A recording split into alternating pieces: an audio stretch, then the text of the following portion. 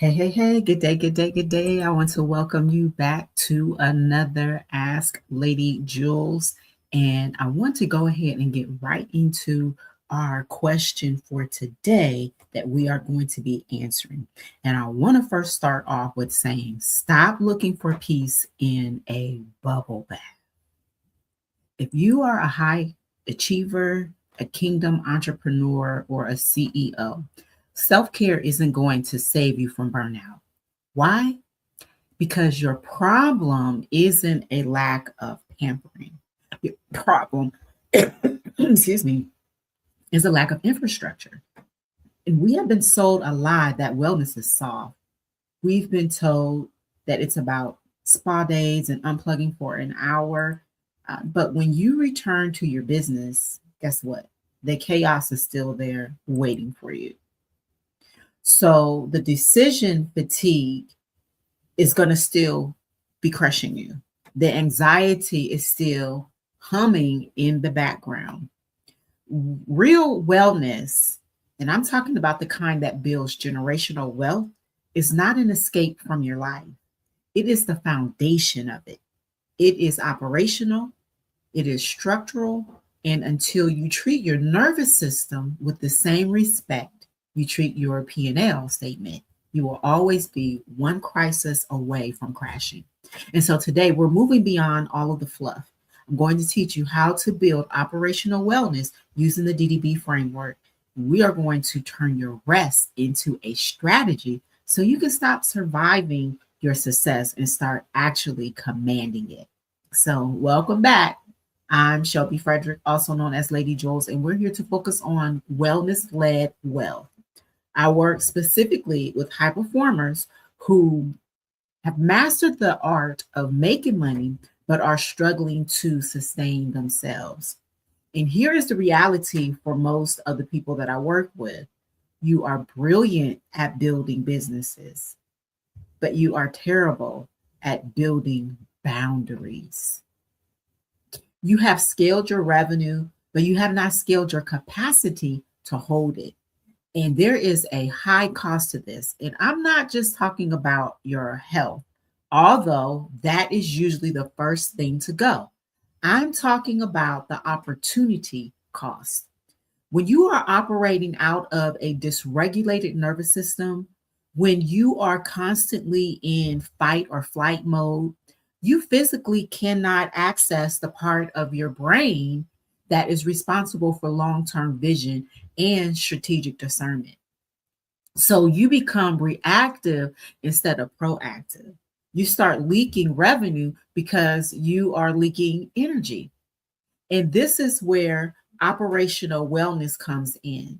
You see, it's not a luxury, it is a logistics requirement. Just like a bridge needs steel beams to hold the weight of traffic, your life needs an infrastructure to hold the weight of your calling. So, how do we build this? We use the D.D.B framework. That's discern, dismantle, and build. So, let's go ahead and break this down. The first pillar is discern. Most high achievers are trying to solve the wrong problem. You think you have a time management problem, so you buy a new planner, or you think that you have a team problem, so you fire a manager. But often you are not treating the symptom, not the root cause. You're treating the symptom, not the root cause. So, discernment is about stopping the motion long enough to identify where's the friction at. It is the diagnostic phase. So, in my work, I see entrepreneurs who are exhausted and they think that the solution is, well, I just need a vacation. But when we actually audit their operations, the exhaustion isn't coming from the volume of work, it's coming from the type of work, it's coming from decision fatigue. Did you know that the average person makes 35,000 decisions a day? So, as a leader, your stakes are high. If you haven't built a system to filter those decisions, you are burning through your cognitive fuel by 11 a.m. So to discern means to look at your business and your life with brutal honesty. Where are you the bottleneck? Where are you saying yes out of obligation rather than alignment? I had a client who was a seven-figure agency owner and came to me convinced that she needed to sell her company because she hated it. We entered into this discern phase and we realized that she really didn't hate the business. She hated being the primary troubleshooter for client emergencies. She lacked an escalation protocol. So her nervous system was constantly braced for impact. Once we discerned that the lack of protocol was the root cause, we didn't have to sell the business. We just had to fix the flow. So you must discern the difference between hard work and unnecessary friction. What's the difference? Hard work builds muscle, but friction wears down the gears. And once we have identified the friction, we move to the second pillar, which is dismantle. Now, this is always the scary part for high achievers because this is where we have to take things apart. And this involves removing the activities, the obligations, and even the relationships that no longer serve the vision. Now, I can already hear the objection. You're thinking, Shelby, I don't have time to slow down and dismantle things. I have deadlines. I have payroll to meet. If I stop doing these things, then the balls will drop. Well, let me reframe that for you. If you do not dismantle the systems that are draining you, you will be the ball that drops. And unlike a glass ball, you cannot be easily replaced. So dismantling isn't about destruction. It's about renovation. It's about clearing the site so you can build something stable. And this often means dismantling the good to make room for the best. For many of you, your calendar is full of good opportunities, good coffee chats, good podcasts, good minor projects, but they are cluttering your infrastructure. So we have to dismantle the belief that more is better. And in the kingdom and in business, order produces increase, but chaos produces decrease. We have to dismantle the false boundaries. And many of you think you have boundaries, but what you actually have are walls. Walls keep everything out, including help, including joy. Boundaries are like fences with gates. They define your property line. They tell people this is where my responsibility ends and where yours begins. Dismantling the savior complex, the idea that you have to save everyone and fix everything, is the most critical part of this phase. And I want to pause the teaching for a moment and do something practical. I want you to take a mental audit right now, or even grab a pen if you can. And I want you to identify your top 3 energy leaks.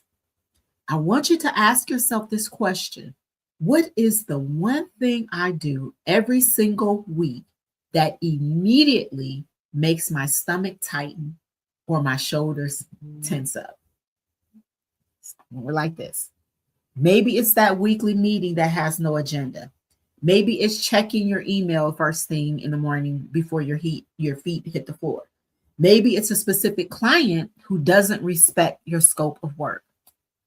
You got it? Now I want you to apply the D.D.B lens. Discern. Discern is necessary for the bottom line, or is it a habit?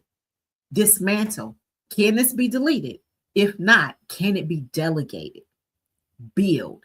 If it must be done by you, then what system can you build to make it require 50% less energy? This is how you stop bleeding energy. You don't wait for a sabbatical, you plug the leaks today. And this brings us to the final pillar, which is build. And this is where we construct the operational wellness infrastructure. And remember, we are building for the person, not just the persona. When we build, we are installing systems that protect your peace. And this looks like automation and delegation. Yes. But more importantly, it looks like biological infrastructure. You need to build a workflow that honors your nervous system. And this means scheduling white space on your calendar, not as free time, but as strategic processing time. It means building a morning routine that isn't about rushing to productivity, but about regulating your cortisol levels so you can enter the day in authority and not in panic. In this phase, we redefine rest. To the amateur, rest is a reward you get after finishing the work. But to the professional, to the high achiever, rest is a strategy. You cannot download a high level vision into a tired brain. You cannot lead a team effectively when you are emotionally frayed. We build protocols where rest is scheduled first and work fits around it. We build what I call standard operating procedures, SOP, for your life. Just like your business has an SOP for billing, your life needs an SOP for stress. What is the protocol when you feel overwhelmed? Do you power through? No. You engage the protocol. You step away, you regulate, you breathe, and then you return. When you build this infrastructure, you stop needing to escape your life because you have built a life that supports you. So, in my closing on today, wellness is not a bubble bath. It is the steel frame that holds your entire legacy together. If you continue to build your wealth on a foundation of exhaustion, it will eventually collapse. But if you are willing to discern the root causes, dismantle the friction, and build the infrastructure, you can have both the impact and the peace. You can have what I call wellness led wealth. If you know you are operating at a level where your systems no longer support your success, if you know you need to install this infrastructure before you hit the wall, then I invite you to go deeper. This video was the overview, but the application is where the transformation happens. I have a specialized program called the D.D.B Breakthrough Cohort. It is designed specifically for high achievers and kingdom entrepreneurs, ministry leaders who are ready to operationalize their wellness. So go ahead and click the link in the description below to apply, or you can also scan that QR code. Don't wait until burnout forces you to stop. Choose to build the infrastructure now so you can carry the weight of your glory. I'm Shelby Frederick. Thank you so much for being here with us on today. And I just want to say, build wisely. Meet you back here on tomorrow. Blessings.